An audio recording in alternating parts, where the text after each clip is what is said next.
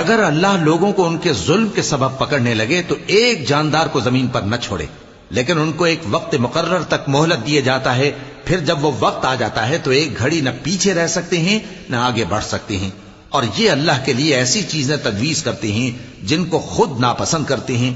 اور زبان سے جھوٹ بکے جاتے ہیں کہ ان کو قیامت کے دن بھلائی یعنی نجات ہوگی۔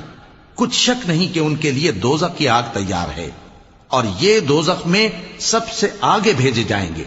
اللہ کی قسم، ہم نے تم سے پہلی امتوں کی طرف بھی پیغمبر بھیجے تو شیطان نے ان کے کرتوت ان کو آراستہ کر دکھائے، تو آج بھی وہی ان کا دوست ہے اور ان کے لیے عذاب علیم ہے۔ اور ہم نے جو تم پر کتاب نازل کی ہے تو اس لیے کہ جس بات میں ان لوگوں کو اختلاف ہے تم اس کا فیصلہ کر دو، اور یہ مومنوں کے لیے ہدایت اور رحمت ہے۔ اور اللہ ہی نے آسمان سے پانی برسایا، پھر اس سے زمین کو اس کے مرنے کے بعد زندہ کیا، بے شک اس میں سننے والوں کے لیے نشانی ہے۔